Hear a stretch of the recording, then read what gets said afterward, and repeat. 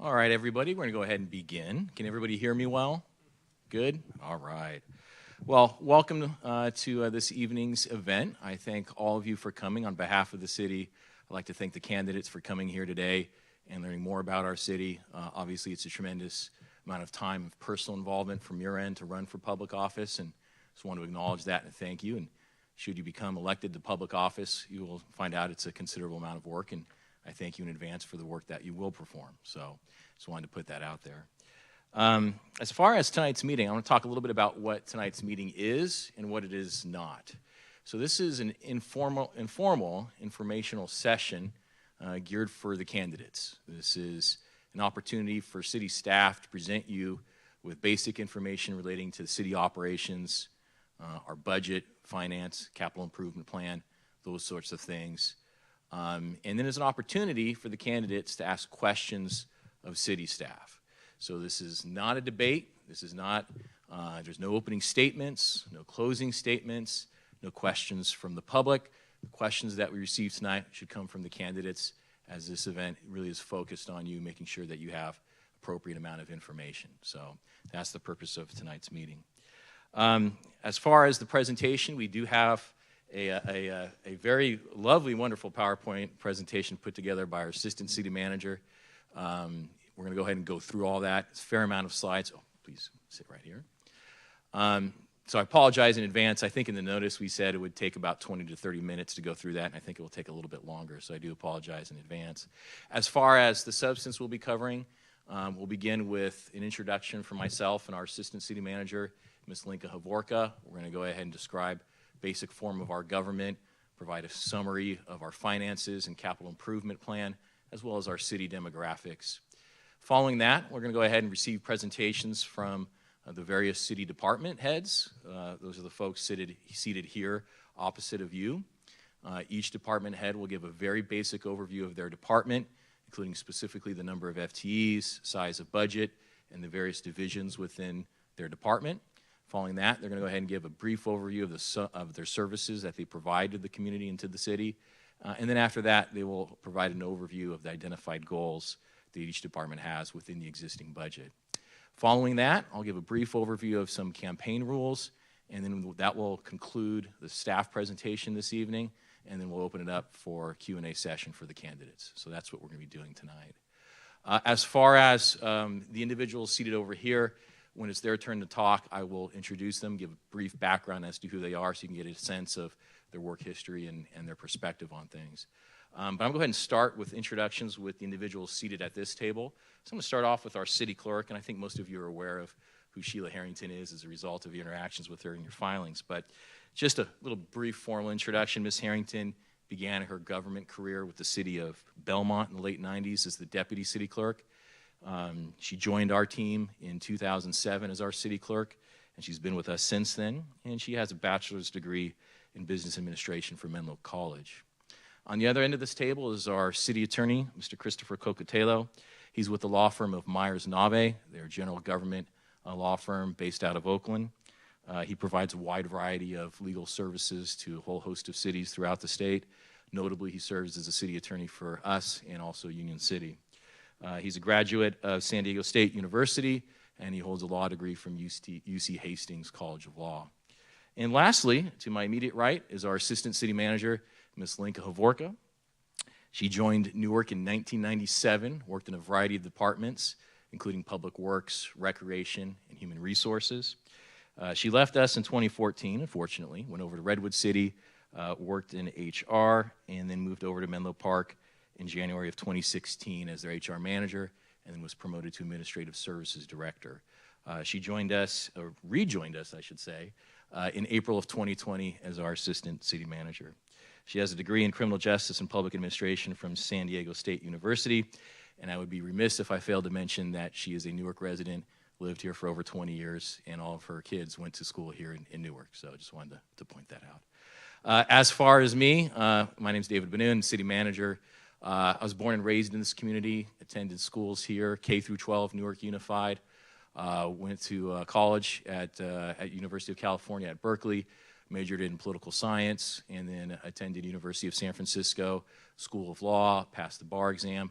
practiced law and a private employment for a number of years, and then became the city attorney in 2012, and then 3.5 years ago became the city manager of this organization. I'm one of those rare people that wakes up in the morning and is truly excited about their job. There's something absolutely amazing about serving the community that you love, that you were born and raised in. So it's kind of an avocation that's a vocation. So it's a very incredible opportunity for me. I'm going to go ahead and introduce the speakers later as we get into the presentation. So I'm just going to go ahead and start off. The information is up there on the PowerPoint. That's the overview that we'll be going through. The 5 categories are listed right there. And we're just going to start off with an overview, basic overview of the City of Newark government. So we're what's called a general law city. Most cities in this great state are general law cities. A few of them are charter cities. It basically means that we subscribe to the general principles outlined in state law. This is a city council / city manager form of government. So in other words, there's a separation of powers where the council adopts and implements public policy and then puts the onus on city staff to implement that policy. So executive and administrative decisions rest with the city staff. Policy decisions rest with the council. The council hires 2 employees and only 2 employees. So that would be the city attorney seated over there, as well as the city manager. So they control, manage, supervise, hire, terminate those 2 employees, and that's it. City manager is then charged with hiring the various department heads, including the individuals seated opposite of you, as well as the assistant city manager and city clerk. We do have 176 budgeted full-time employees. And then we do have a number of committees as well as a planning commission. So I assume everybody here knows planning commission issues some entitlements and also makes land use advisory recommendations to the council for their consideration. And we have a host of other committees as well. Senior advisory committee, we have a tax oversight committee for one of our tax measures, community development advisory committee, senior advisory committee, those things. So next slide, please. The demographics of our city, I'm going to turn it over to our assistant city manager, Ms. Savorka. She's going to go ahead and give a brief overview of our demographics that we obtained as a result of the last census. Okay, we wanted to just give you a few of the demographic information from the decennial census in 2020, just to give you some figures of the city's residential makeup. And you may notice on the education column, it totals less than 100%. The missing 9% of the over 25-year-old population represents an education level below high school completion.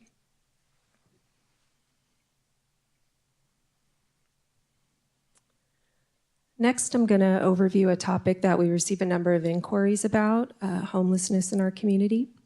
On February 23rd of 2022, a point-in-time count of people experiencing homelessness in Alameda County was conducted by Alameda County Everyone Home. And 58 individuals were counted in the city of Newark, and that was actually a decrease from the count 2 years ago, which was 89. And on the screen here, I just showed a couple of the characteristics of the homeless they surveyed in the city of Newark. They will be publishing a full report with additional characteristics of that community. Also wanted to review with you the resources that the city offers for homelessness. The city's Recreation and Community Services Department fields a number of resource requests for those at risk or already experiencing homelessness. So we do not offer direct services ourselves, but we are providing referrals to resources in the community. Our police department is also proactive in reaching out to identify our homeless population and also resources to connect them with local housing and other services they may be in need of. And I will now pass it back over to David so he can review the property abatement. Property abatement is the next step I'll cover. Questions we often field are related to removing the homeless people from our community, as well as their belongings that are sometimes on private and public property. Often it's properties adjacent or near to our highways and freeways. Those properties are owned by Caltrans, where the city has no authority to abate people or property. So we're often referring people to Caltrans or other property owners for assistance. Currently, we are building a page on our website that will address homelessness and make all of the resources that we offer and that the community offers readily available. And so David will now provide an overview of our affordable housing work plan. So before I do that, I neglected to mention earlier that we are providing a fair amount of information tonight. There's a host of slides, a lot of data on it, and following tonight's presentation, we'll be emailing you this PowerPoint so you can have it for future reference. As far as our affordable housing work plan, the council approved it last year, I believe. It has 4 or 5 basic elements. Details are found on the city's website. But it involves a few key things. One of which is a notice of funding availability, allocated $12 million for private projects, and we're going through that process right now to build more affordable housing. We've also set aside monies for a potential project here in town called Cedar Community Apartments, earmarked $4.5 million of affordable housing funds to be used towards 120 residential units, all affordable housing. That's the current balance of this account is over $30 million.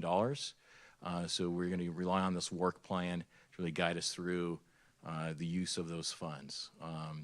Another key element is first-time homeowner purchasing program, and we're going to go ahead and start implementing that soon.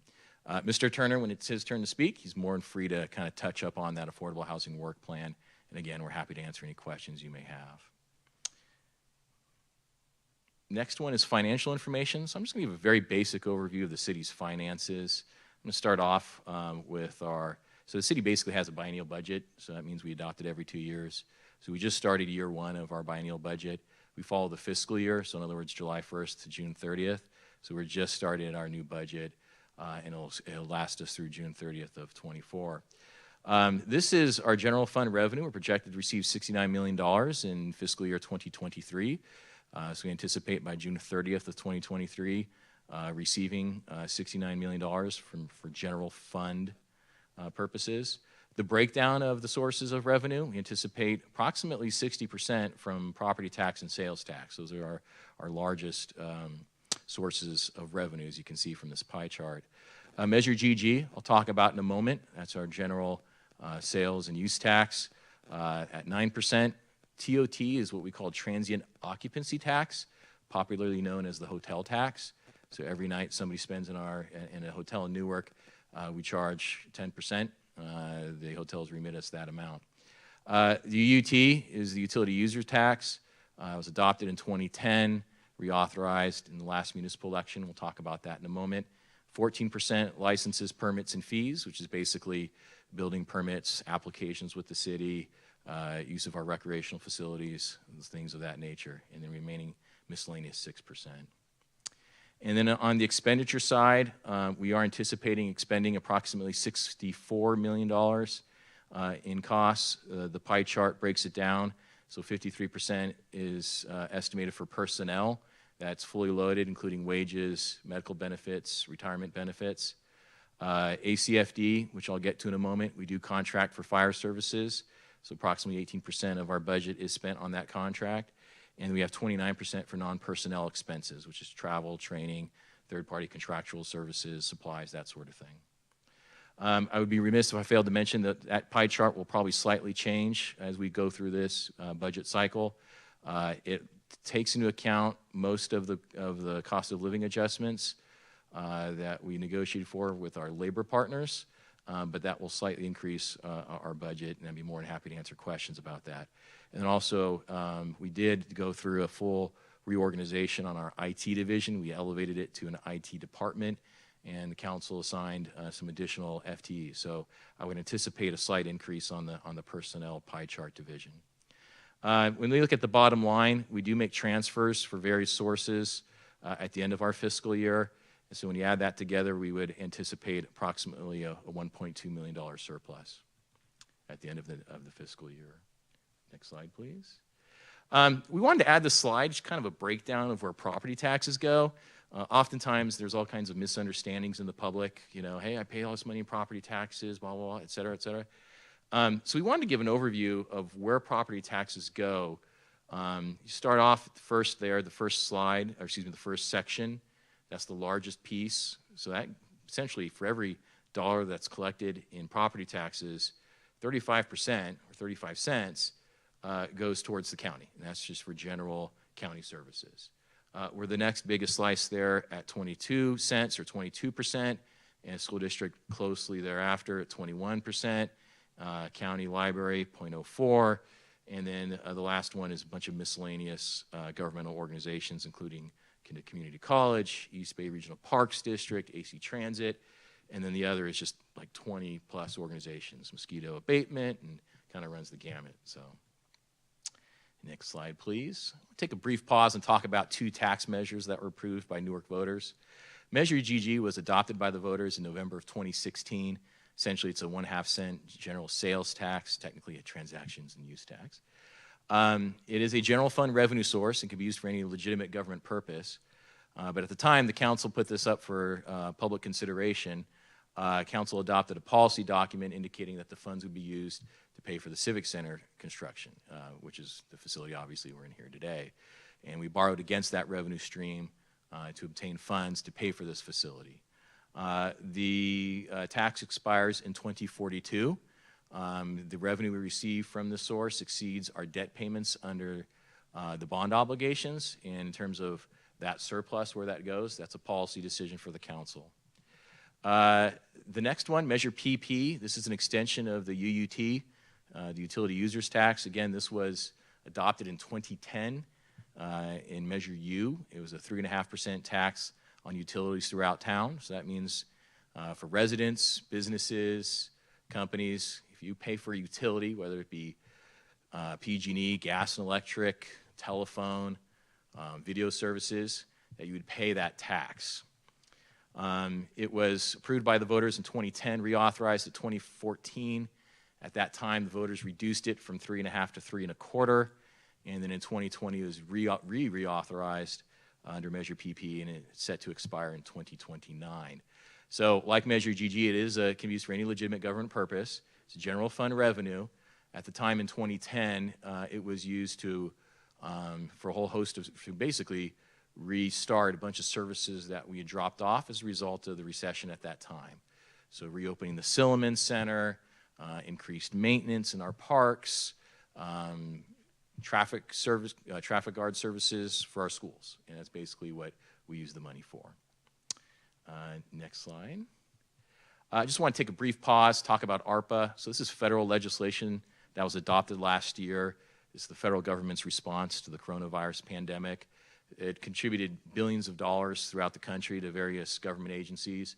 The City of Newark is a recipient of ARPA funds. We received almost $12 million, 1/2 last year, 1/2 this year. And last year, we went through some budget work sessions and discussed what we should do with the $12 million.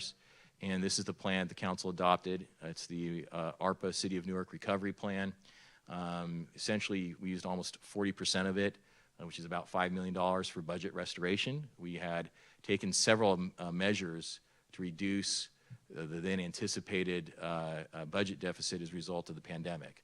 You know, we do a biennial budget, so we were in spring of 2020 in the midst of this pandemic trying to effectively plan for a municipal budget while dealing with this pandemic and unanticipated revenue streams at that time. So as a result, we froze a lot of non-essential positions, reduced a lot of non-personnel operating expenses, and so when these monies came to us last year, council made a decision to appropriate 40% of those funds to budget restoration. The remaining 60% goes to a whole host of community projects, kind of runs the gamut. It's listed there on the screen. I would encourage you to take a look at the City of Newark website to see exactly what these projects are and where we're at in terms of implementation of those projects, because they're all in various timetables. That's all I'm going to say at this juncture. Next slide, please. Capital improvement plan. We do have a host of capital improvement projects. Ms. Havorka is going to provide an overview of them. So along with the budget, every 2 years, we also adopt a capital improvement plan. This plan identifies and prioritizes projects and the funding sources for those projects.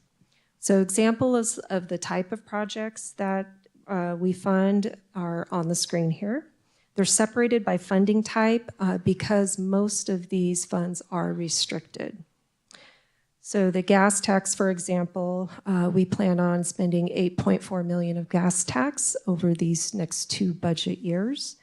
And that can only be used for expenses related to street construction, maintenance, or design. And that's because it's received from a variety of resources, including gas tax, that are for those purposes only. Capital funds is the only fund up here that is not restricted. However, we do try not to use it because it does come from general funds, and we do try to use all of the restricted funds first. However, capital funds can be used on various activities, operations, maintenance, and as well as our fleet. And then next we have park impact fees. We have $2.75 million in projects that will be using park impact fees over these next 2 years. These fees can only be used for new park amenities, park improvements, and the fees are collected from residential developments. The projects that are usually paid for with the park impact fees come from our parks master plan. So projects have already been identified by the community and prioritized by the community, and the council uses that document when it makes decisions about using these fees. Next is the community service facility fees. Plan on spending $490,000 these next 2 years for various city facility upgrades, most of those out at our corporation yard. And these fees come from a 0.5% fee on every building permit that is issued. And then last we have the Community Development Maintenance Fund. $500,000 will be spent over the next 2 years to update general plan and zoning ordinances. That's what the fees can only be used for, studies and plans related to those updates. And then I believe, as David mentioned, we do have a full list of projects that are listed in our budget book that's available on our website, along with a lot of other details about those projects and others that were not funded these 2 years. It'll also be provided to you when this PowerPoint presentation is sent to you after tonight. You'll have the full list of projects that comprise the amounts you see here.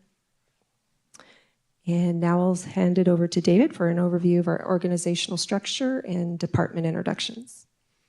All right, before I pass it over to the department heads, I'd like to make 2 brief points. First, next slide, please. I'll just briefly go over the org chart of the city. At the top, we have our residents. They vote. They elect the mayor and council. Council goes ahead and, there you go. Next one, please. Council obviously works with Planning Commission and the various committees. Council's in charge of hiring the city manager and city attorney. And then from there on out, we have an assistant city manager. She oversees 2 departments and 2 department directors, human resources and information technology. And then city manager oversees community development, public works, finance, police, and recreation and community services. So that's our organization chart. And my second point is we do have some contractual services. As I said earlier, we do contract with Alameda County Fire Department. The numbers there in our budget listed right there.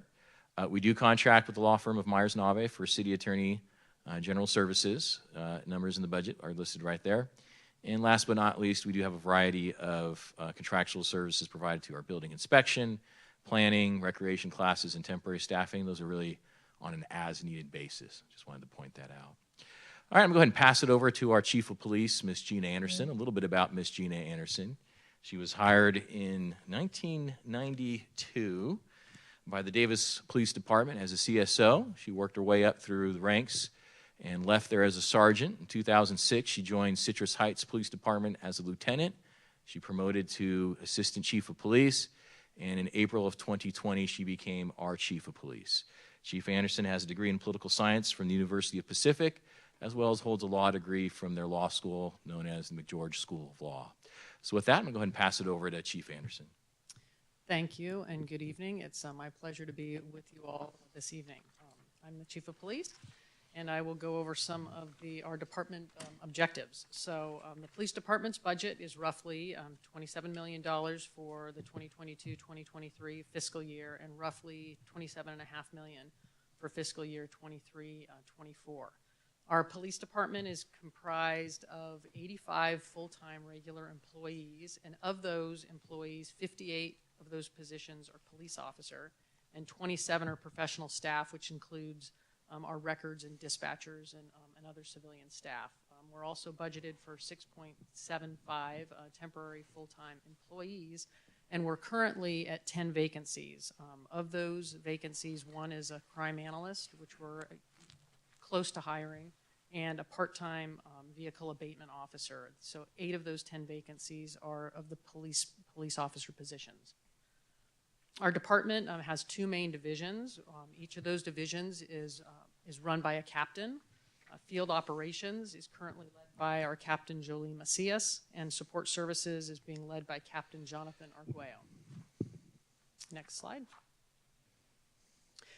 So there's 2 main units these are the main units within the police department. And so patrol operations and the detective units are essentially what you would expect those might be. So patrol, which includes all of our uniformed officers, like our canine officer, our school resource officer, and that person provides for the safe learning environment of our students, investigates crimes on or around Newark Memorial High School campus.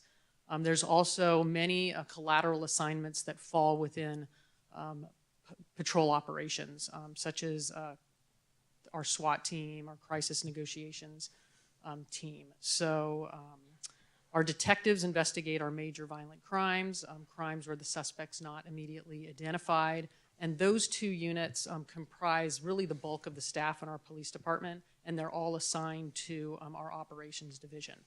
So the remaining units that you see on the slide behind me are assigned to our support services division, and those include our communications center, which is our first point of contact in handling an emergency. They answer our 911 calls, and they're the ones that dispatch officers to calls for service. Our records unit primarily will handle our non-emergency calls for service. They are responsible for maintaining and disseminating all of our police reports and other various police records. Our property and evidence unit, they essentially are responsible for all the property and all the evidence that comes into the police department, which could be classified as crime scene evidence, found property, property that we hold for safekeeping. Our community engagement unit is currently, it's a 1-person unit, and that person is responsible for maintaining all of our online presence, including our recruitment website, our volunteer program, Citizens Academy, Neighborhood Watch programs, crime prevention programs, essentially any program or event that touches the community, that causes community police interaction, is run out of that unit. And then finally, we have the professional standards and training unit. That unit is a relatively new unit within the organization. It's comprised of a sergeant and lieutenant, and those 2 are responsible for maintaining all of our policies and procedures, compliance audits, department training, addressing and investigating community concerns related to police conduct, and the recruitment and hiring process. Next slide.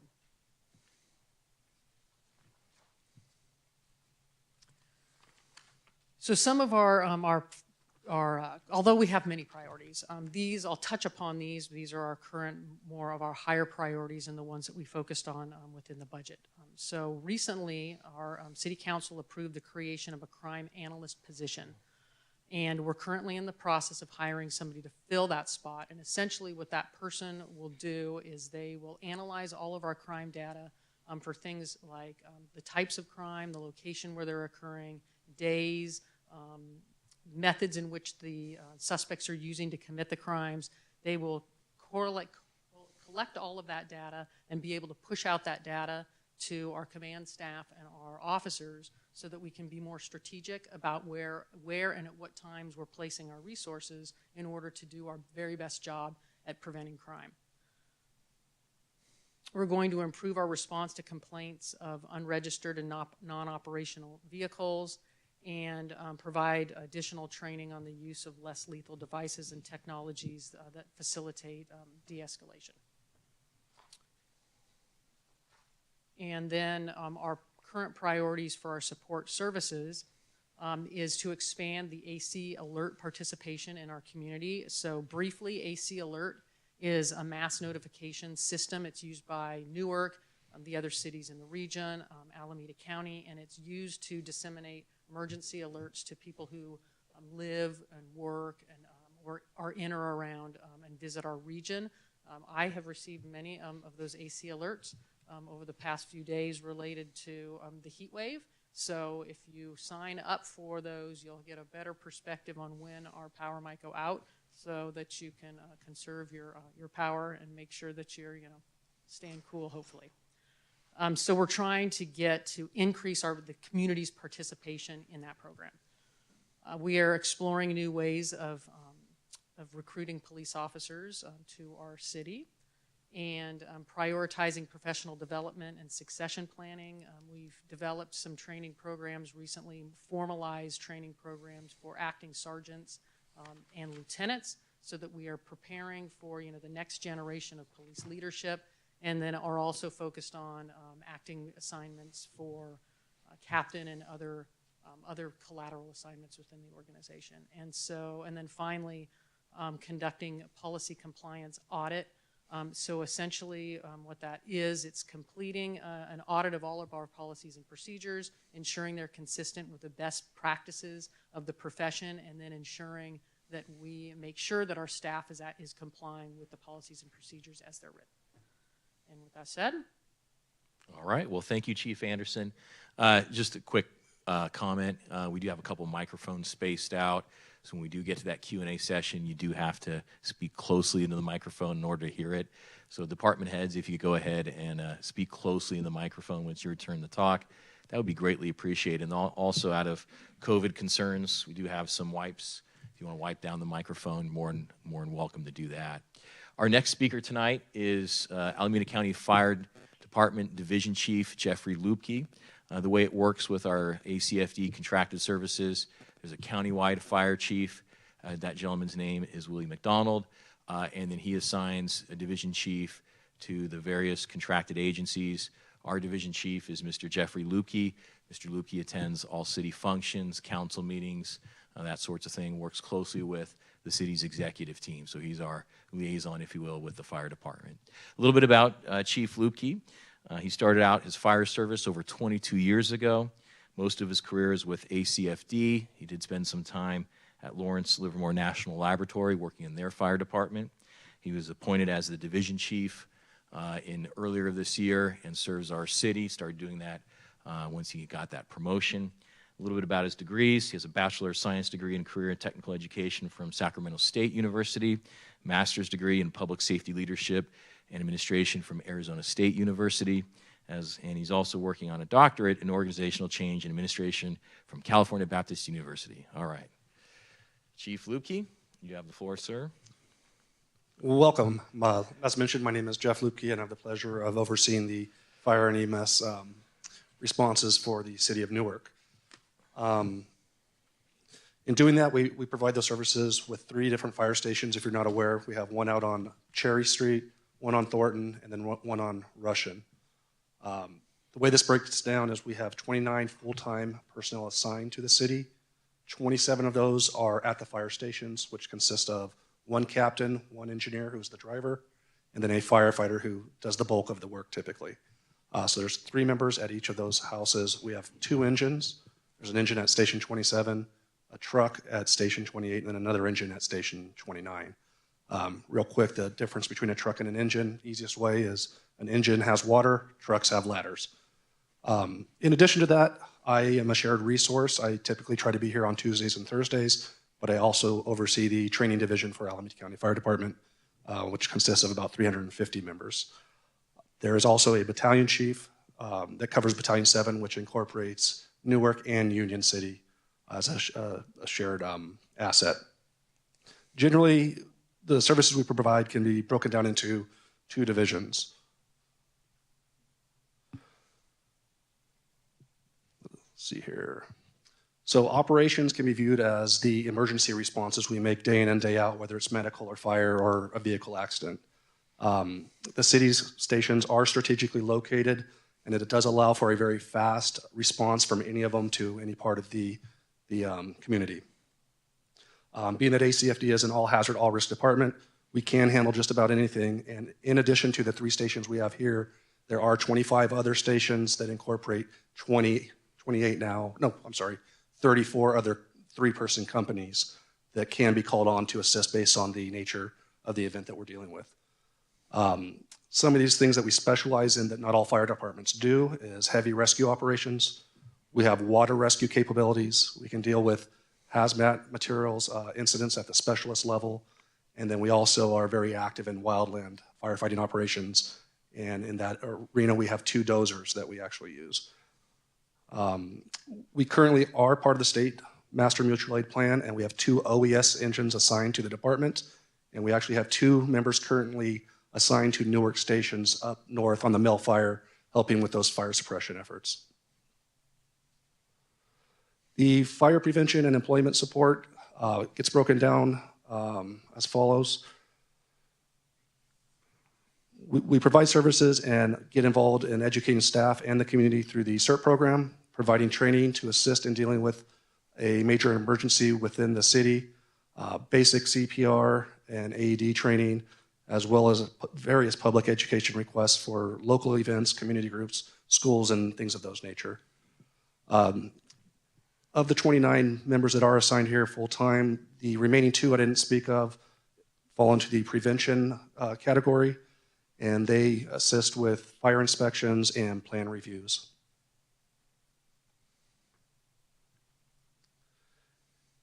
And then finally, overall, our mission is to provide the highest level of service to our communities by valuing our members, promoting positive leadership, and dedicating ourselves to excellence. This is achieved by being proactively engaged with all stakeholders, including the community as the highest priority, law enforcement, and the other city departments to meet the needs identified in the county local hazard and mitigation plans and anything that we face. All right, thank you, Chief Lupke. Our next speaker is our Public Works Director, Mr. Soren Fajot. A little bit about Mr. Fajot. His entire public agency professional career has been here with the City of Newark. He joined us in 1997 as an engineering technician, worked his way up through our department, and in 2016 he was promoted from assistant city engineer to our Public Works Director. He has a degree in environmental resources engineering from Humboldt State University, as well as a master's degree in civil engineering from San Jose State University. Mr. Fajot. Thank you very much, City Manager Benoon. Good evening, everyone. Certainly a pleasure to be with you here this evening. Public Works is one of the city's larger departments. The current fiscal year budget is about $15.6 million, and we'll see an increase in fiscal year 2024 up to about $16.2 million. In terms of personnel, we have 42 full-time employees, 2 1/4 temporary employees, and we currently have 3 vacancies. The department is made up of 4 divisions: building inspection, engineering, environmental services, and maintenance. In terms of the primary services offered by each division, we'll start with building inspection. As you might expect, building inspection provides plan review and inspection services for all permitted building construction in the city. The engineering division, among other duties, oversees implementation of the city's capital improvement plan and provides development review services, traffic engineering services, traffic signal and streetlight maintenance, and manages all permit activity within the public right-of-way, including coordination with various utilities. The division also manages the city's pavement maintenance program and coordinates transportation funding with a variety of agencies.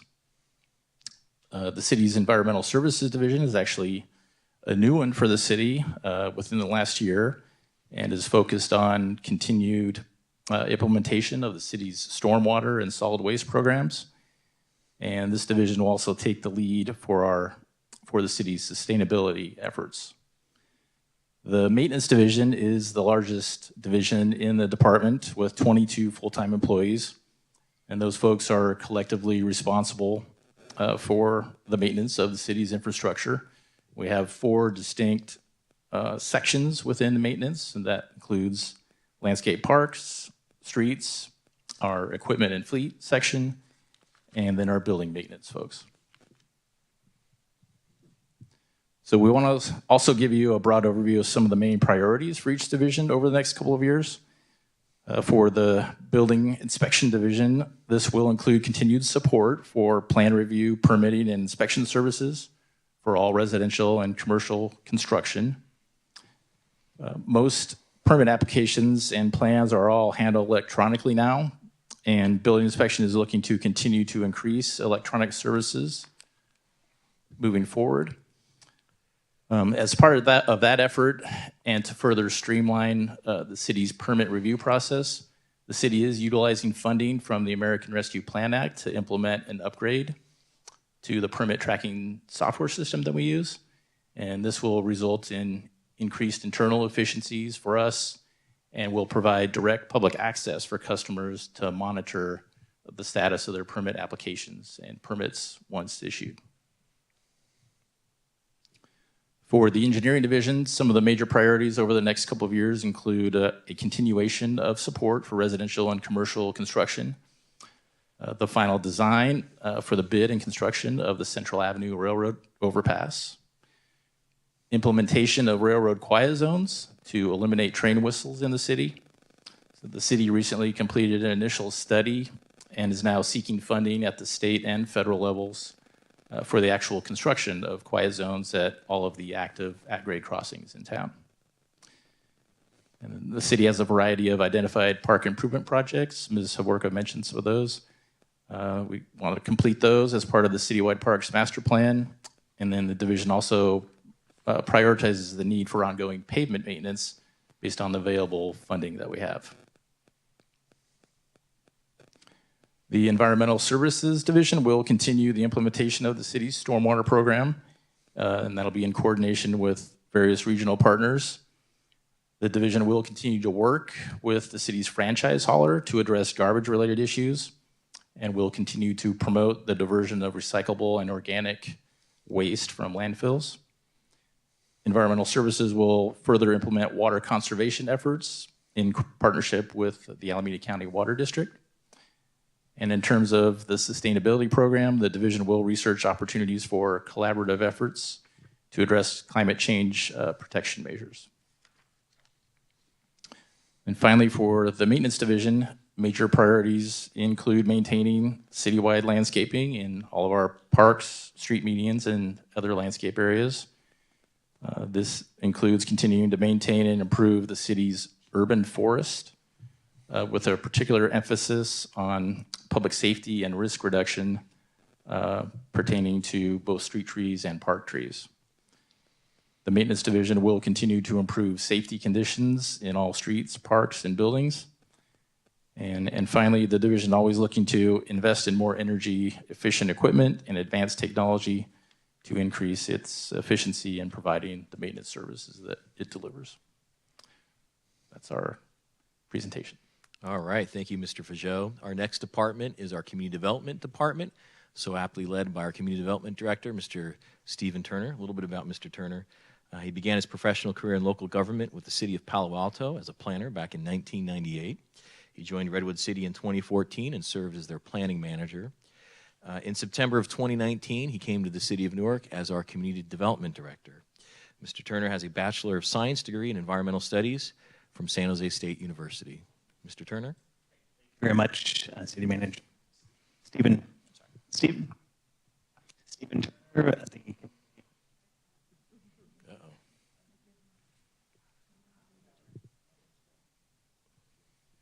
Try this again. There we go. So Stephen Turner, Community Development Director. Very nice to be presenting in front of you this evening. Thank you very much for your actions to run for City Council and Mayor. Very much appreciate your public service. So in community development, we oversee community preservation, which is associated also with code enforcement, economic development, and planning. So if you've always had a kind of a question about that new building that is being built, or new businesses coming into town, or perhaps graffiti that you might see, a lot of the staff in our department handle those particular activities. We're relatively small. We have 9 regular FTEs, and just as of a few months ago, we have no vacancies, which makes me very happy. That means we have a full complement of staff to do all of the things that the community expects us to do. And our budget for the next 2 fiscal years is around $2.3 to $2.4 million. So in terms of our divisions, again, community preservation, also known as code enforcement in other cities, we really focus on private property and removal of nuisances, both the conditions and behaviors. So our staff is out in the field a lot, working with property owners and business owners and the community to really help make the city look more beautiful going forward. Our economic development team is focused currently focused really a lot on our small businesses, particularly on how we help the businesses through the pandemic. Through these past fiscal years, we have helped to provide many hundreds of thousands of dollars in grants to small businesses. We understand that they have been going through tough times through the pandemic. Small businesses are really at the core of the city in terms of our commercial sector, and so we've been really particularly focused on them and their survival.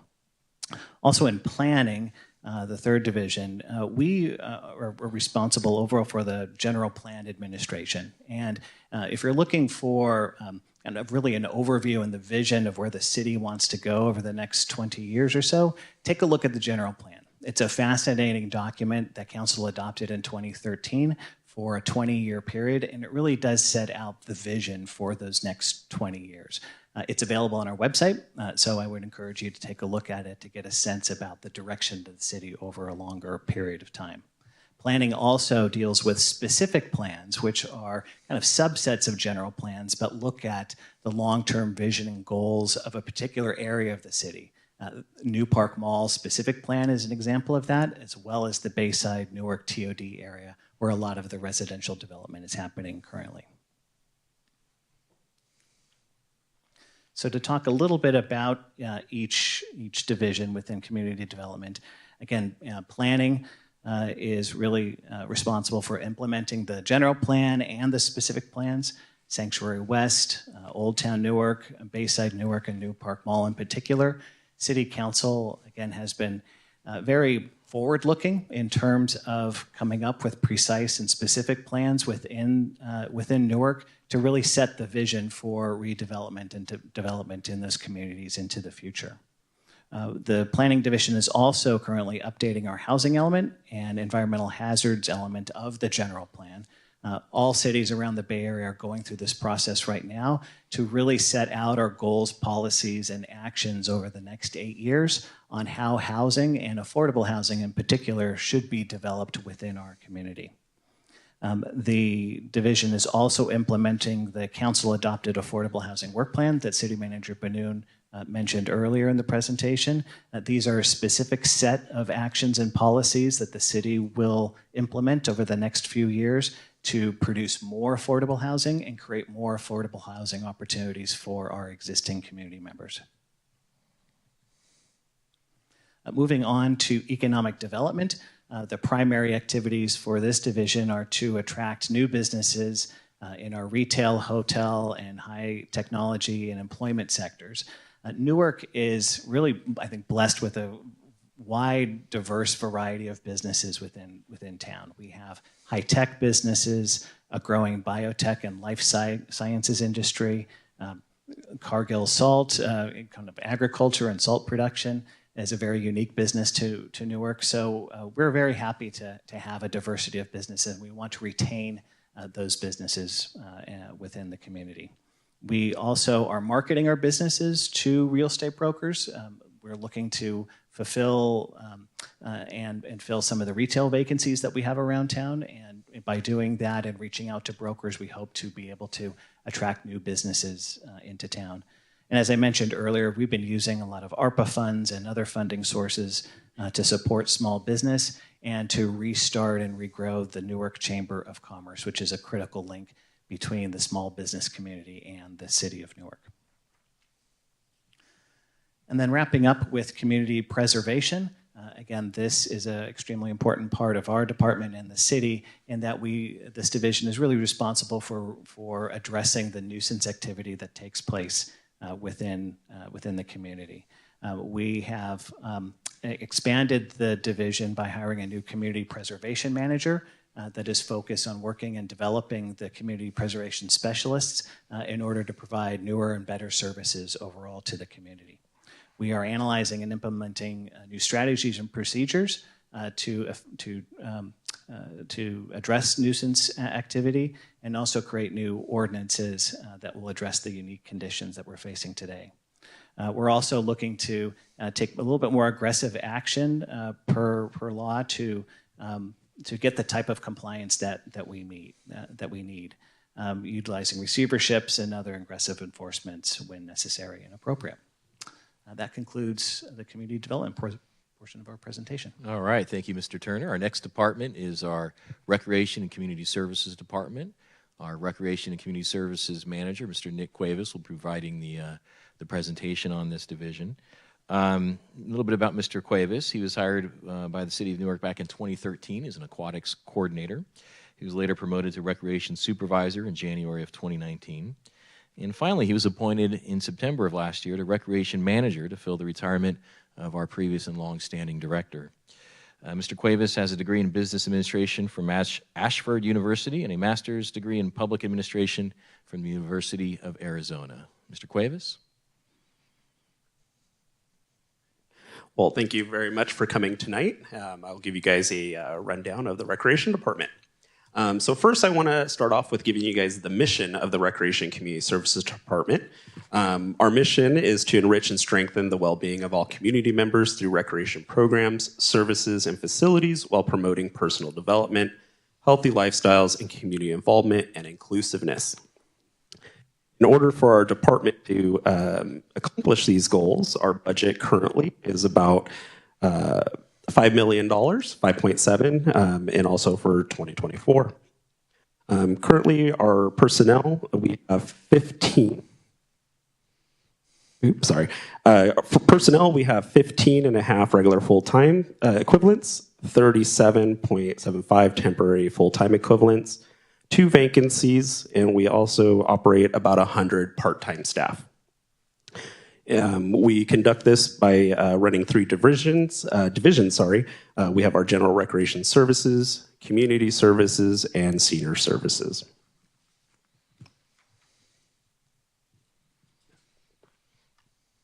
The Recreation and Community Services Department is comprised of the following areas, which is our General Recreation Services. As of our last fiscal year, the department had about 300,000 individuals come through our programs. We also offer adult and youth sports, fitness and wellness, senior services. We also operate a licensed childcare center. We're one of the few in the actual state of California that runs a municipal licensed childcare program. And then we also have our Promotoris program, which is newer. And we also currently have about 1,000 members in our Promotoris network. The Recreation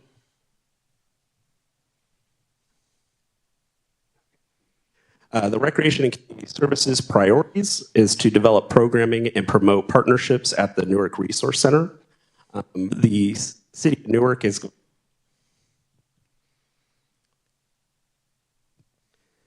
we are currently in the process of developing a new family resource center here in the City of Newark, which will be housed under the Recreation and Community Services Department. Also, we provide community-wide special events and recreation opportunities. We offer scholarships for department programs. Our scholarship program currently provides about 75% of funding, with the participant covering 25%. We also offer empowering leadership and educational programs to the community. Thank you. All right, thank you, Mr. Cuevas. Our next department is our Finance Department, led by our Finance Director, Ms. Kristen Lee. A little bit about Ms. Lee. She was hired in 2004 by the City of Fremont as an accounting technician. In 2011, she went to the town of Los Gatos, where she worked as a senior accountant. And in 2015, she joined our team as a senior accountant. She was promoted to finance manager 2 years later, and then finance director in March of 2020. Ms. Lee has a degree in accounting from San Jose State University, as well as a degree in biochemistry from San Francisco State University. Ms. Lee. Thank you, City Manager Benoon. Good evening, everyone. Again, echoing my colleagues' appreciation, thank you for being here tonight and providing us this opportunity. I am Kristen Lee, the Finance Director. I'll be providing an overview of the Finance Department.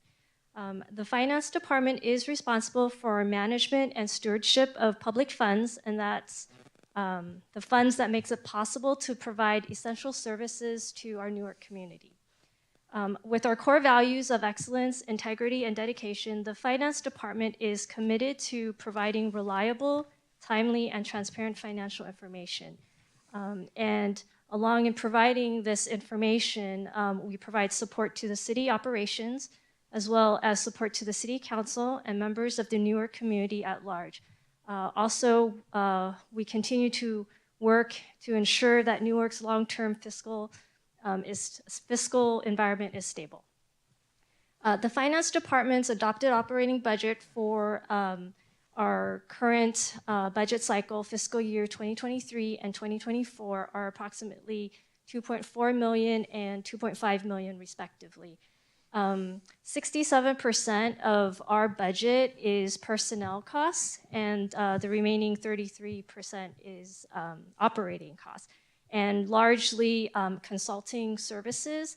A lot of our operating costs is spent on sales tax and utility tax consulting and audits. The total, I think I mentioned, the total operating budget does include both the personnel and non-personnel appropriations. We have a total of 9 full-time equivalents, or FTEs, and these are all authorized and budgeted as part of our 2022-2024 biannual budget. I'm happy to say that we are currently at 0 vacancies. We very recently filled our last vacancy, our accountant position, which has been vacant for several years now. The finance team consists of myself, the finance director. We have an accounting manager that oversees the senior accountant and 2 accountants. Each accountant is responsible for separate functions of the finance department. We have 1 accountant overseeing or supervising accounts payable. The other accountant supervises the payroll function. We also have 1 payroll technician who processes citywide payroll, and 2 accounting assistants, as well as a cashier to support purchasing, accounts payable, accounts receivable, collections, payment processing, and to provide business and animal license administration.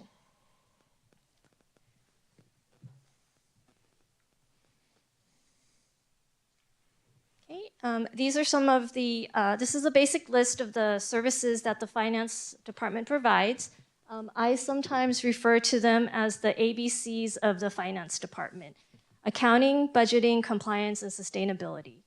Accounting includes managing the city's general ledger on a day-to-day basis. It also includes managing the functions of purchasing, accounts payable, accounts receivable, again, payment processing, payroll, and business and animal license administration. The finance team also collaborates with other city departments as well as city leadership in development and management of the city's biannual budget.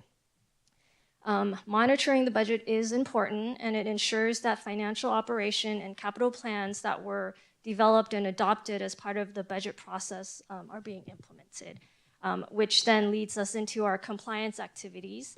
This includes the annual audit process and the preparation of the city's annual comprehensive financial statement. We also complete and prepare various compliance reports throughout the year. This includes some of the state controller's report, as well as any grant compliance reports that are required. And because we did receive federal grants this year, we're probably looking to prepare our single audit report.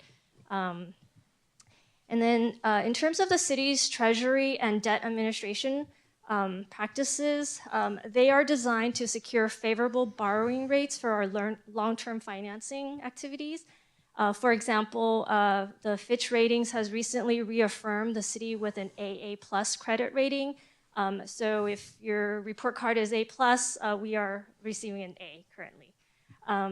And then this really helped us when we issued our 2019 COPs for the Civic Center project. When we issued our bonds, we were able to secure quite favorable rates. I think the average is about 3.67%, and at the time, some of the other agencies were getting rates as high as 5%. And then lastly, our Business and Animal License Administration. So in accordance with the city's ordinance, any person conducting business or owning a pet within the City of Newark is required to have a business or animal license on file. At the onset of the pandemic, we were fortunate to implement a web portal to help our citizens be able to renew and apply for business licenses online. To date, business licenses bring in approximately $1.5 million annually. And in terms of animal license, it's about $10,000 per year. And I'm happy to say that our web portal is very user-friendly because about 70% of our renewals and applications are being processed through this web portal.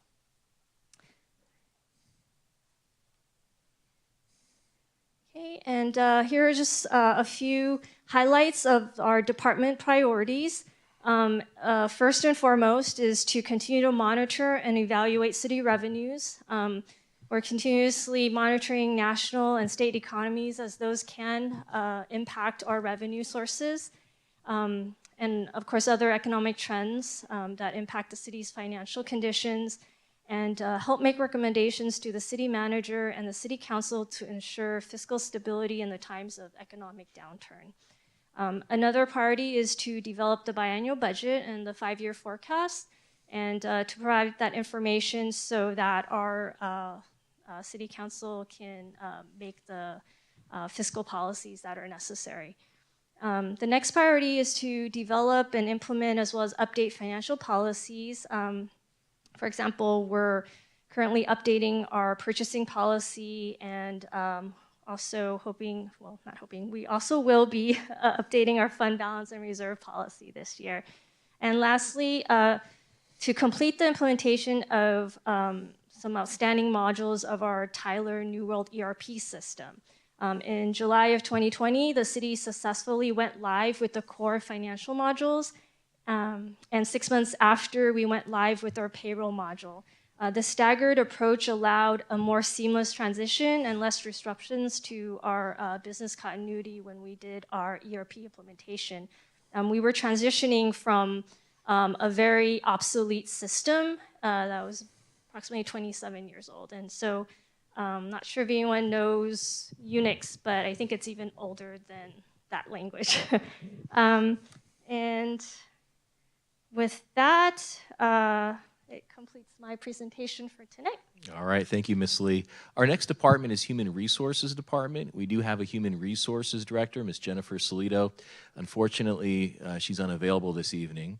However, our Assistant City Manager does oversee our Human Resources Department, and she'll be more than happy to provide the presentation this evening.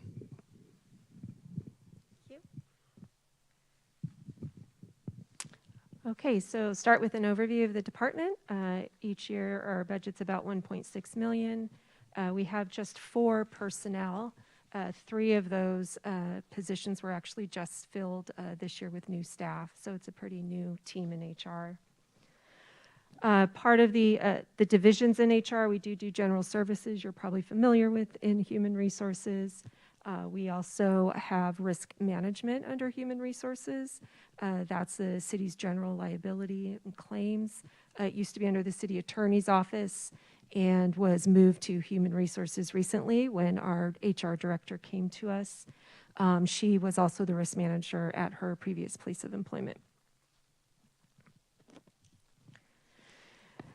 And so again, I know you're familiar probably with a lot of these, so I'll just highlight a few of the many functions we have in HR. We do coordinate recruitment efforts citywide, so for all departments, they are centralized here in HR. We negotiate the agreements with our employee groups that City Manager Benoon had mentioned earlier. We also update the compensation and benefit plans that are provided to each employee. We administer all of the general benefits such as health, life insurance, deferred compensation programs. We also administer workers' compensation benefits with the assistance of a third-party administrator. We chair the Employee Wellness Committee and promote professional development throughout the organization. And as I mentioned, risk management includes the city's general claims, and those are the sometimes sidewalk trip and falls or fallen tree branches that we receive claims for. So our priorities this year are to attract and retain a talented workforce. As you probably know, the job market is a very difficult one right now, especially here in Silicon Valley. We cannot offer stock options or cereal bars or anything like that. So in today's market, we have to get really creative to recruit staff.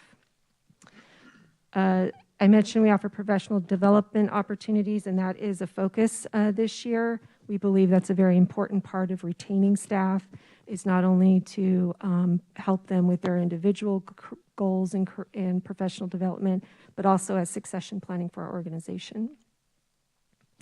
We'll also be developing performance management tools this year and really focusing on employee wellness and safety. I think another way that we can help retain the talented staff that we have. And in the risk management area, we'll be working hard to limit any liability and claims for the city. That is HR. All right. Well, we're getting closer to completion. Our next department is our IT department. This is one of our newest departments. In fact, we hired the city's first ever information technology director a few weeks ago, and that gentleman's name is Mr. Ed Miranda, and it's a pleasure to have him on board as a member of our team. Mr. Miranda, a little bit of background on him. He spent a fair amount of time in private sector companies, including PeopleSoft and Boeing, among others. He spent the past 8 years as an IT manager in the city of Fremont, and he was hired, as I said, a few weeks ago as our first ever IT director. Mr. Miranda has a Bachelor's of Science degree in Industrial Technology from Long Beach State University, Master's degree in Software Management from Carnegie Mellon University, and an MBA in Technology Management from the University of Phoenix. Mr. Miranda? Thank you, City Manager Benoon. And it's a pleasure to be here, and it's a pleasure to be the first ever IT director for the city of Fremont. And no, I was happy to accept the offer. So Newark. Really new. So the Information Technology Department. So the Information Technology Department, it's dedicated to providing the highest quality of technical services to not only the city employees, but also to the greater community it serves. As you can see, the budget is about $2.6 million for both fiscal year 2023 and another $2.6 million for fiscal year 2024. I'm hiring. So we have 6 FTE. We're about 67% vacant right now. If you get home by midnight, you can apply for 4 positions that close. We're hiring. But we are backfilling with some contractual services right now. And they're doing a great job in continuing the momentum of moving the information technology forward for the city of Newark. Various divisions, typical. You have customer service, help desk. You have software applications, more known as like enterprise systems or business systems. And your infrastructure, which includes your networking and your operations. And finally, geographic information systems. We really want to bring that to the forefront because that's very important to the city of Newark. Moving forward, so here are some of the services that we offer. I had mentioned infrastructure, but we also have cybersecurity. Cybersecurity is probably the most important, if not. We want to stay off the front page of the newspaper. We are looking into a SIM, security incident, management, and also a security operations center so that we can actually thwart these bad guys that are trying to really just attack the city. Infrastructure. As I mentioned, we have some contractual services. We're taking a review of all of the infrastructure fortifying our firewalls, making sure that our switches are configured properly and that we have redundancy built in so that when we do have any outages, we can sustain these outages. Software, you heard my colleagues here, they rely on the software, they rely on these enterprise systems, the financial systems, the community development, planning and permitting systems, et cetera. So that's a major part of information technology. When you see that line for e-government, you wonder, it's like, what is that? So, that's really the delivery of these local government services via the internet or any other digital means to the citizens, businesses, and other governmental agencies, whether it's Alameda County or whatnot. There's a lot of partnerships out there. I mentioned GIS, very important. ESRI, which is the premier GIS organization, they define GIS as a spatial system that creates, manages, analyzes, and maps all types of data. So as you listen to each of these departments, they have all kinds of data that we can map, and we can actually get that available to you on these digital systems. So that's going to be a major focus as we move forward. Some of our priorities here. A strategic framework. Earlier in the year, the City of Newark adopted a strategic framework. This framework is not at all detailed, but we will work on focusing on this framework and deliver these systems and products that are so needed at the City of Newark. Customer-focused technology solutions. All of the solutions, I'm actually scheduling one-on-ones with each of these department heads to understand what their needs are and really come up with a strategy to align not just the IT strategy, but also the business strategy so that we can come up with this framework. I mentioned that cybersecurity is of the utmost importance. Included in that is going to be training. We need to train our employees not to click on those phishing attempts or what is tailgating or smishing. There's a lot of technical terms out there that we just need to educate our employees on because it happens. It's happened to our neighboring cities. And we're all in this together. We're helping each other because as our neighboring cities get hit, our cybersecurity insurance rates go up. So we don't want that. Developing a business continuity and disaster recovery plan. Heat causes outages. All kinds of things can happen. We're near these fault zones, so we need to make sure that we have solutions, perhaps in a cloud, perhaps in another data center. So we'll continue to work on that. And finally, as mentioned earlier, there's the ARPA, the American Rescue Plan Act of 2021. We do have some funds in there to start we're going to send an RFP out there to get a fiber master plan going or a broadband plan. And once the results of that come in later next year, we will actually start implementation. So we have another $1 million that's in the budget to address that. But we are also seeking other funding, whether it's federal funding, and we know that there's some earmarked dollars out there that we'd like to take advantage of as well. And that's really it for IT. Great to be here, and I'll hand it back off to City Manager. Thank you, Mr. Miranda. Very much appreciate it. Just to provide some background on this department, this is a newly created department. Before, the city had dedicated very few resources to this department. So this is a full reorganization with a new director. Those new positions you see up there, those are new positions. So we're hiring 3 analysts as well as an additional IT technician. So it really is an exciting time for IT here in the City of Newark. Last but not least, we have the City Manager's Office, and Ms. Hovorka is going to provide some information related to our department.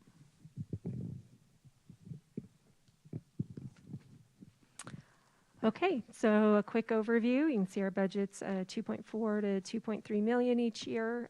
We are also lucky not to have any vacancies in the city manager's office. We currently have 6 full-time staff and 1 part-time staff who set up tonight's event. So thank you very much, Mary, for tonight. Within the city manager's office, we have a few divisions, and I'll go into more detail about those while I review the services with you. We do provide a very minimal amount of support to the mayor and city council members.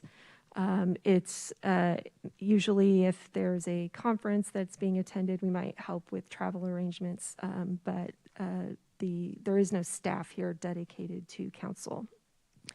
We also, within the city clerk's office, again, you've met Sheila.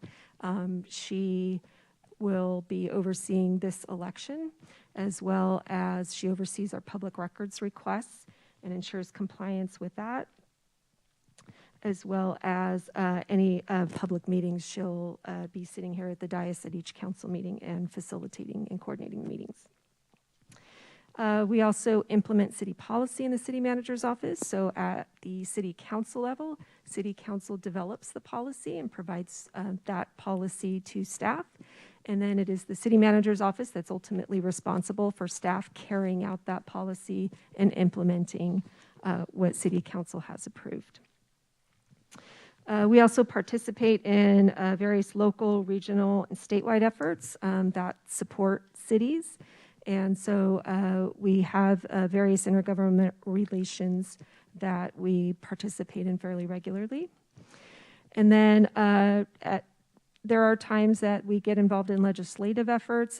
We do have lobbyists at the national level that provide us information and just keep us informed of what bills or laws may be coming down the line that will impact us. There's also an organization at the state level that we're involved in and get information at what happens at the state level as well.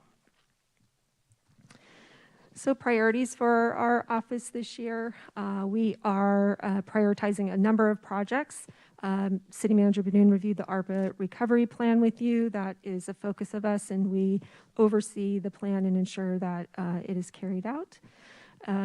Another priority of ours is a facilities master plan, which is pretty exciting. That's in progress right now in terms of finding someone who will go through the process. That will be a community-wide effort to identify what needs the community has, and then look at survey our city facilities and see where we might need to make changes, upgrades to accommodate the needs and really carry out what the community would like to see the city provide. And then, of course, administering this municipal election is a priority. And then lastly, we are implementing a community engagement and outreach tool. This was funded by the ARPA plan. We just entered into a contract and began the stage of getting it up and running. It's called Text My Gov. So that'll be a new service that before the end of the year will be available to the community. You'll get a number on your phone. You'll be able to access a number of questions. You can get a number of questions answered and connect with city services. It will have some artificial intelligence developed in it and get you connected or get your answers directly from the Text My Gov app. And that is City Manager's office. All right, last but not least, just want to talk for a few minutes about political campaign signs. This comes up every 2 years during the election cycle. Just wanted to highlight some very brief rules. First, these political campaign signs are not allowed on public property. They should really only be positioned on private property. So that means please don't post on the city's sidewalks, parks, medians, street light posts, directional sign posts, things like that. It really should be for just private property. We do have a process in place, so if a member of the public complains about the placement of a sign that's on public property, city staff would go out and remove the sign. The city clerk will contact you or your campaign, notify you that you have 14 days to remove the sign, to pull the sign from the city clerk's office, and then if you don't claim it within 14 days, it'll get destroyed. If you do want to schedule a time to come in and pick up a sign, that would be appreciated. Please email the city clerk directly, and that would be most helpful. Also, if you could please remove the signs 14 days after the election, that would be most helpful. The municipal code does require that, so if you could please have your campaign representatives be aware of that as well. So just wanted to politely point that out.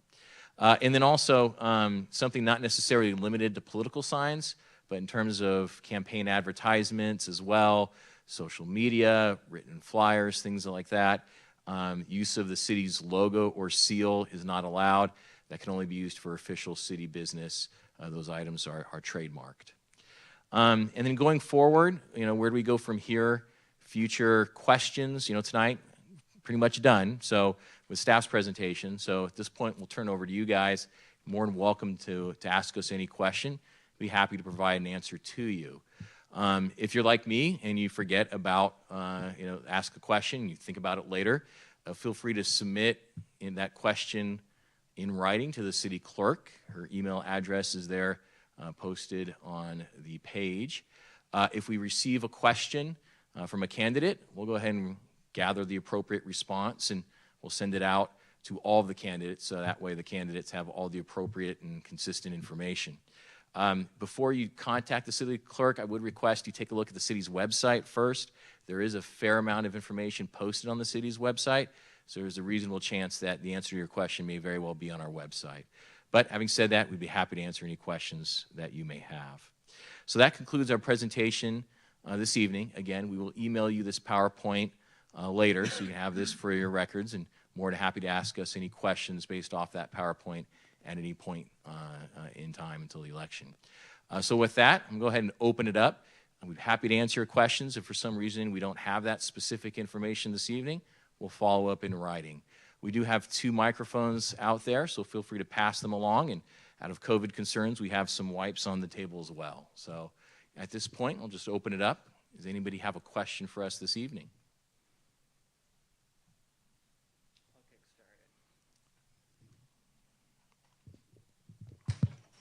Mr. Miranda, what's your take between a .gov and a .org domain?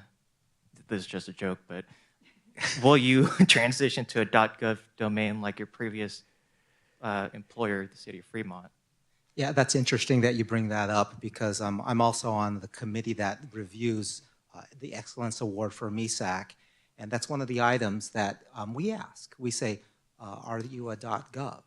So we don't really knock cities that are not, but it's something that we'll take a look at. Most of our cities migrated from a ci.ca.us type of address, but it also does pose some issues. You may have 2 email addresses, so it's something that we'll take a look at as we go forward. But thank you for asking that.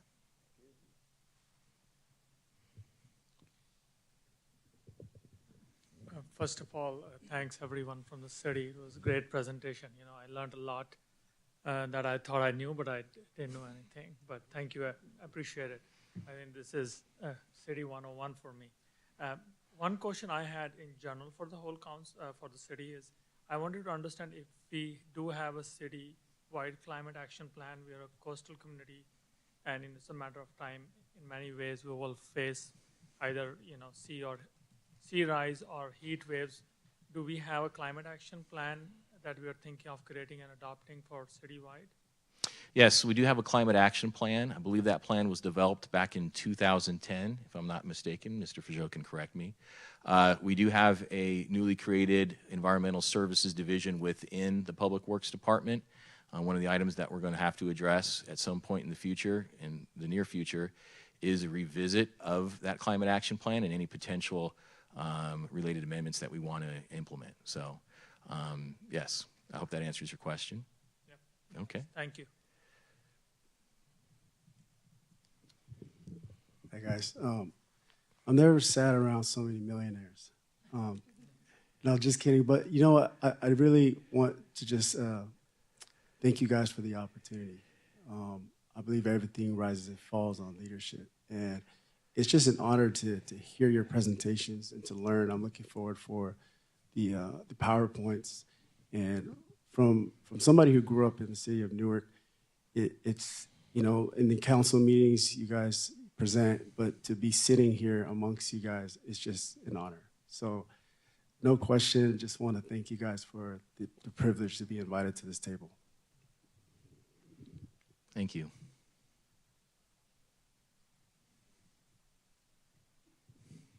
I'll jump in real quick. First of all, this is great. I'm happy staff is putting this on. The first time I ran, nothing like this was available. So, we are getting a new mayor. We are getting at least one, if not two, new council members. So this is a great way to at least get everybody who's coming in to kind of be able to hit the ground running. So thank you for putting this on.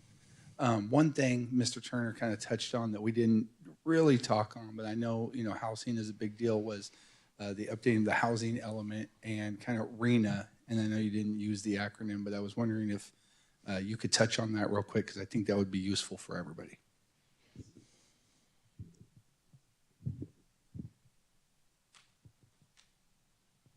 Yes, thank you very much. So as part of the update for our housing element, the city needs to plan for new housing over the next 8 years. Not that that housing has to be built, but we have to have the right land use and zoning in place on specific sites within the city that shows and demonstrates to the state of California, which actually reviews and has to approve our housing element, that we have the right policies, programs, zoning in place for that to happen. So in this upcoming cycle of housing elements, it's called the sixth cycle. It runs from 2023 to 2021. Newark needs to plan for 1,873 housing units. That is an increase of about 75% over the existing housing element cycle. And that's a pretty big number, but not as big as some of our neighbors, which are experiencing 100, 150, 200% increases. Newark is in an interesting place in that we are certainly part of the Bay Area, but we don't have a lot of high quality public transit. And that is where a lot of the housing focus is being placed. Housing and jobs focus is being placed is around transit, so that people can take transit and get out of their cars and reduce traffic, but also promote other sustainability items. So in the housing element, draft housing element that the city expects to release sometime this month, you will see the policies and programs as well as sites that we've identified that we believe will be able to get us in it and meet our RENA allocation of 1,873 units. I did have a question about the first slide on the homeless issue.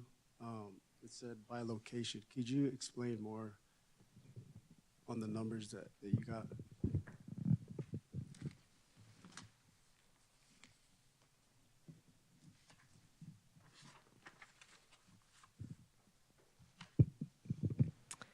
Yes, so we can include this in the PowerPoint presentation as well. It's sort of just a 2-page flyer summary of some of the characteristics of the folks that they surveyed when they spoke with the homelessness specifically in the city of Newark. So the couple of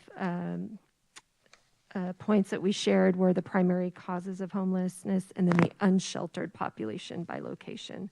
So this was just one of their data points when they went out and surveyed the homeless is where are you living? And so they have an unsheltered and sheltered population. The sheltered is often in emergency housing. The unsheltered population is what was on the slide by location.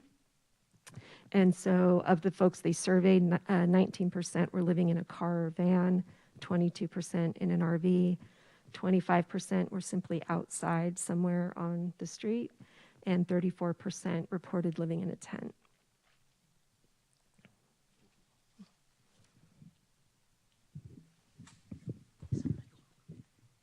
Good evening, everyone. Just like everyone else, I really appreciate your time and coming out and explaining each of your different functions and the unique opportunities that you provide to the city.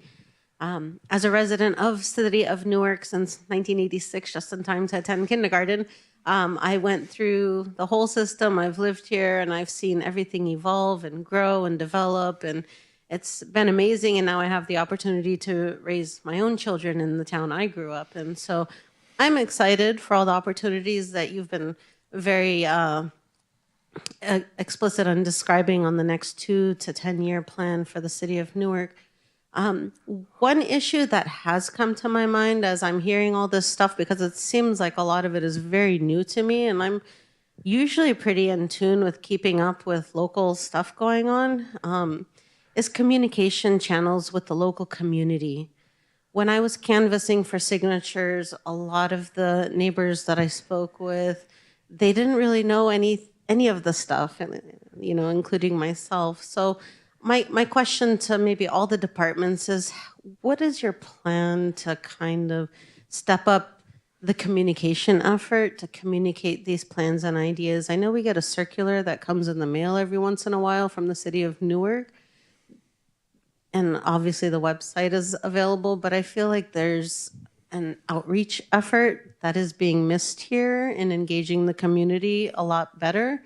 And I feel like that's a missed opportunity that we can definitely take advantage of. So I guess my question would be, what other creative outreach opportunities do you foresee implementing moving forward to keep the community engaged and involved in the decision process and providing intake on all these items that are coming up in the pipeline? Sure. So I'll just go ahead and give a brief overview of the communication methods that we engage and use here in the City of Newark.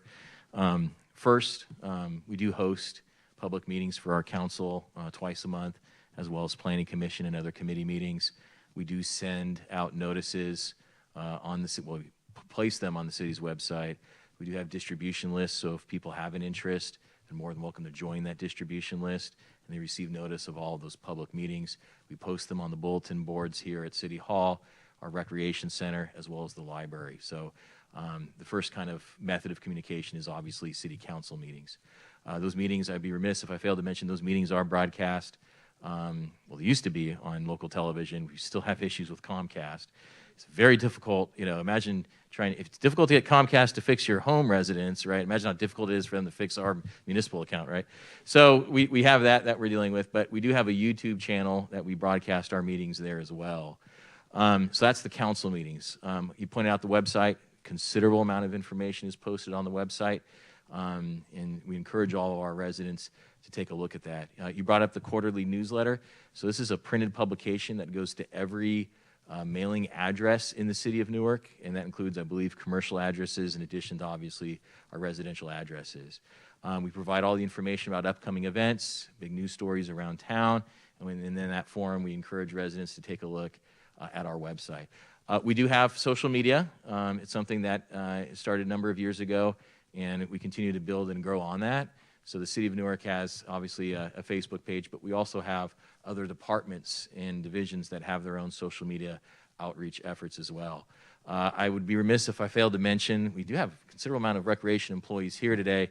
They do host and take a certain amount of pride in hosting community events, and there's some major milestones throughout the year, and we use those opportunities to promote Newark, to have department booths set up, promote employment opportunities, advise what's going on around town. Mr. Turner is always willing to share development news and all the big items that he talked about earlier tonight, such as the general plan updates and those sorts of things. So we do engage in that type of communication as well. Ms. Hovorka talked earlier about Text My Gov, which is an exciting new tool. I received a demonstration today. I'm a bit of a Luddite, so Mr. Miranda is learning to be very patient with me. But I was very excited to receive this demonstration today where, you know, once we get the number, we have to identify a number, residents can simply text us, you know, using artificial intelligence. It will reply with, here's where you can go, here's how you get a permit, you know, things like that. It's a very incredibly useful tool. So we're looking at capitalizing on that, and we can create and receive or create notification lists based on, you know, what the resident wants to be notified, and that will allow us to text communications to the public. So it's a very exciting tool, and I'm proud that it's a part of the City of Newark's ARPA recovery plan, and I'm proud that the council directed resources towards that effort. As far as any other communications efforts, I don't know. I believe I covered all of them. Mr. Turner, chomping at the bit. I'll just mention a couple of lessons we've learned over the past couple of years relating to two efforts. One is the census, and so we were not really forced, but really encouraged to engage in the community, all sectors of the community, to be able to encourage them to participate in the census. It was extremely important that we had as much participation as possible not only for us because we're trying to get to 50,000 persons in Newark because that opens up some additional funding opportunities for us, but we wanted an accurate count of our community. So we did a lot of creative ways of actually calling people, meeting people where they're at, encouraging them at their places where they shopped and where they met with their families and friends. We ended up having, I think, the second highest participation level in Alameda County, which is great, and I think in the top 25 participation level in the state. So with all of those kind of new and creative ways to engage people, I think we have some lessons that we've learned that we can apply to other projects in the future. And one of those projects that we helped kind of use those lessons on is the housing element outreach as well. We created a very interactive, informative website for people to get information. We also worked closely with one of our community groups, the Promotores organization in community services, to reach out to that community to encourage them to tell us their thoughts about housing and affordable housing in particular. And so those have been really two big projects where we think we've learned quite a bit and that we can apply to future projects in the future. Well, I think having said that, we're all ears. If anybody's got a great idea to communicate, I'm more than willing to listen and entertain that. Absolutely. I think the question I had, and I think I've lived here for almost 15 years, and I bike and walk a lot, and I have same question I hear from a lot of pedestrians and bicyclists is that city, from a safety perspective, especially on our commercial arteries, there is lack of both sidewalks and bicycle lanes. Does the city has a master plan to address those, both in terms of recreational, but also from a transit point? We are not that far off from a BART station from either from Union City or Fremont. I want to hear what are city's plans in making sure there are ways for people to travel by bicycle, but also by foot, and in a safer way. All right, well, thank you for that question. The city does have a pedestrian bicycle master plan, and that was developed around 5 or so years ago. We have engaged in some exciting projects to implement that plan, and there are plans in the future. I'm going to defer to our Public Works Director, Mr. Fichot, who'd be more than happy to give a brief overview of some of those projects. Sure, thank you. Thank you for asking that. I think you're holding it too close. Too close? Yeah. Okay. As city manager stated, we did adopt a citywide pedestrian and bicycle master plan several years ago, and we are in the process of implementing a lot of the measures identified in that plan. One overriding policy that the city has is what's called a complete streets policy. So for any work that we do in the public right-of-way on the streets in terms of pavement maintenance, that's the time for us to take a look at that specific street segment and consider that roadway for all users, so pedestrians, bicyclists, transit, all the uses on the street. That's our obligation. So where we have gaps in the sidewalks, for example, or issues potentially with the existing wheelchair accessible ramps not conforming to new updated standards, those improvements are made at the time of those other street improvements. So in addition to that policy, we do have a number of other specific projects focused on improving bicycle access. So one project coming up in this next construction season will be new separated bicycle lanes on Cherry Street. That's a high-speed roadway and a challenge for most bicyclists. So this project will provide a complete slurry seal and restriping of the roadway. We'll be narrowing the travel lanes for vehicles, creating separation between the travel lanes for larger separated bike lanes. That's just one example of a project coming up. You might notice there are some more recent improvements on Jarvis Avenue with the separated bike lane. We're working on a number of other projects, and again, a lot of what we get done will be with the various pavement maintenance projects that come and making sure that we're dealing with those sidewalk gaps and also improving where we can bicycle lanes, creating those buffered spaces, and a safer environment. So just to kind of dovetail off that response, that master plan is or should be available on the city's website. So I would encourage you to take a look at that.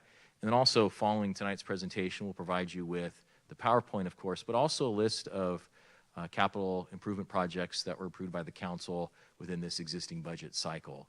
And there's a fair amount of gas tax funds being used for various improvements related to that master plan. So happy to encourage you to take a look at that and be happy to answer any questions you may have on that.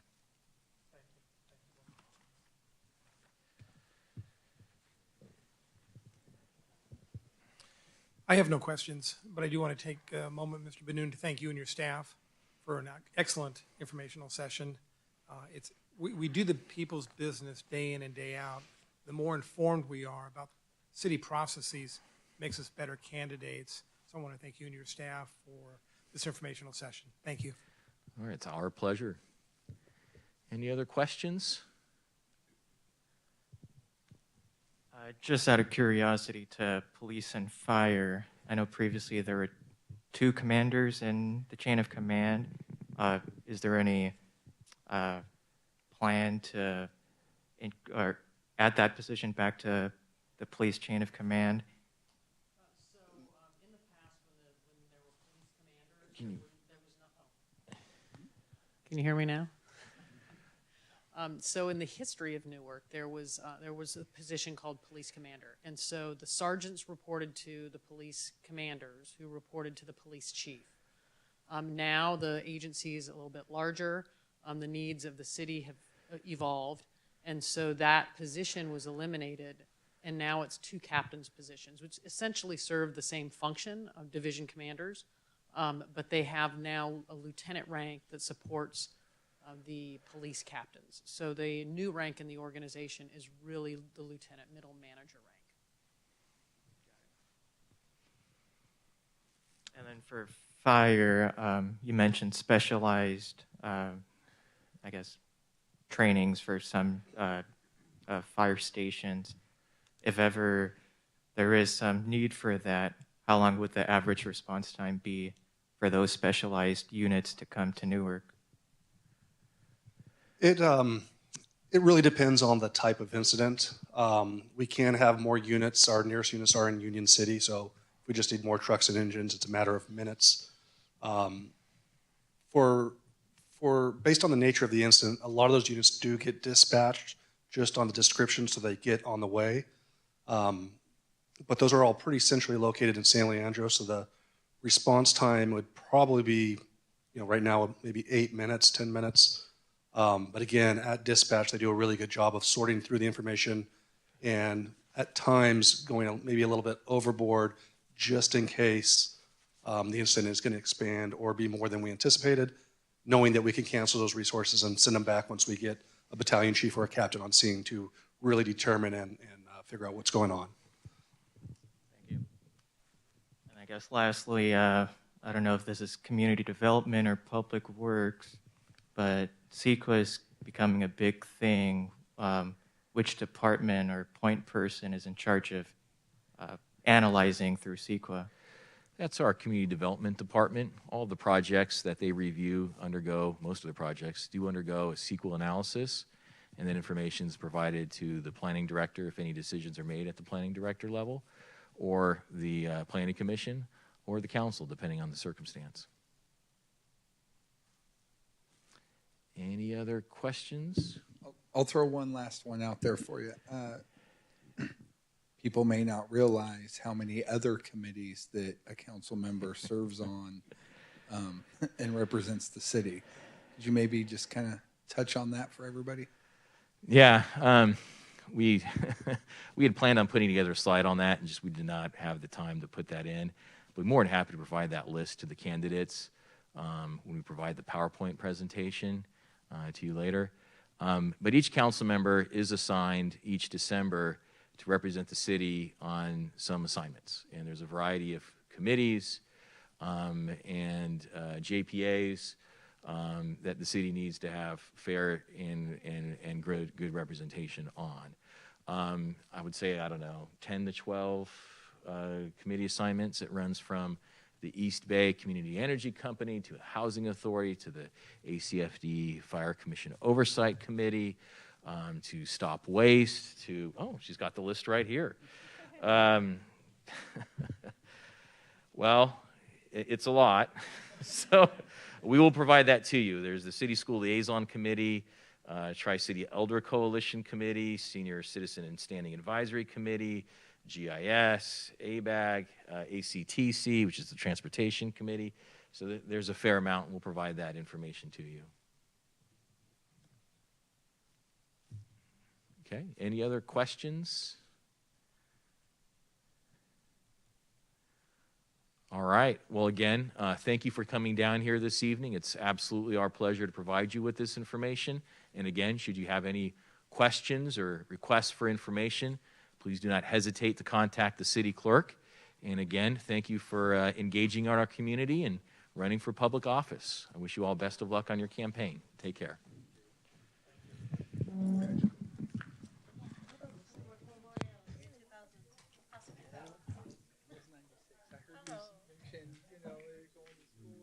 I probably had a sibling in there somewhere in 96.